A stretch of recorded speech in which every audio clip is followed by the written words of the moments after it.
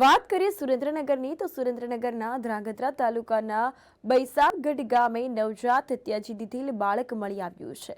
ગામના સરપંચ સહિત ગ્રામજનો ઘટના સ્થળે દોડી આવ્યા છે। સુરેન્દ્રનગર જિલ્લાના ધ્રાંગધ્રા તાલુકાના બૈસાબગઢ ગામે નવજાત ત્યજી દીધેલ બાળક વાડી વિસ્તારમાંથી મળી આવ્યું।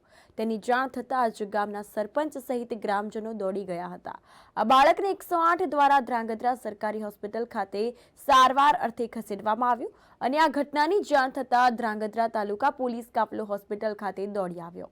આ ઉપરાંત પોલીસ ઘટના સ્થળે પહોંચી છે। આ અંગે તપાસ હાથ ધરવામાં આવી અને હાલ આ બાળકની સારવાર ધ્રાંગધ્રા હોસ્પિટલ ખાતે કરવામાં આવી રહી છે।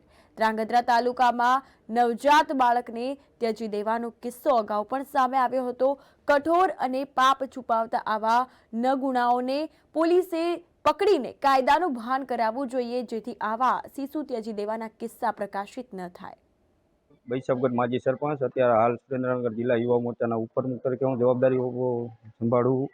અત્યારે હાલ અમારા ગામજનોએ બૈસાબગઢના માલધારી સમાજના લોકો ત્યાં સારવા માટે જે બકરાને એવું જ્યાં હતા અને ખેડૂત લોકો અહીંયા હતા, તો એમને જાણ થતાં મને એમને ફોન કર્યો।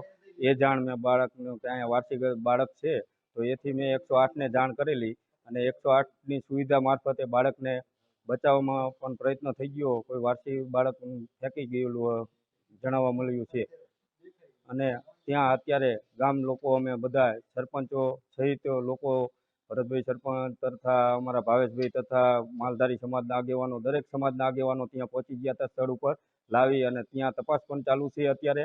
અને હાલ સરકારી હોસ્પિટલે હું અને ટીડીઓ મેડમને મહેશભાઈની બધા સરકારી હોસ્પિટલે આવી અને બાળકને અહીંયા સરકારી હોસ્પિટલમાં એડમિટ કરાવ્યું છે અત્યારે।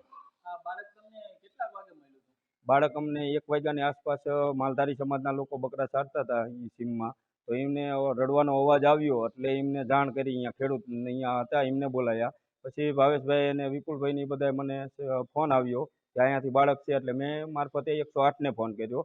પછી જાણ 108ને થઈ, 108 એમ્બ્યુલન્સ પણ રવાના થઈ ગઈ, પોલીસ સ્ટાફને પણ મેં જાણ કરી દીધી। ત્યાંથી ગામ લોકો પણ અહીંયા એકઠા કરીને અહીંયા જતા રહ્યા હતા। આશરે 40-50 જણા ત્યાં એકઠા થઈ ગયા હતા, સરપંચ સહિત બધા।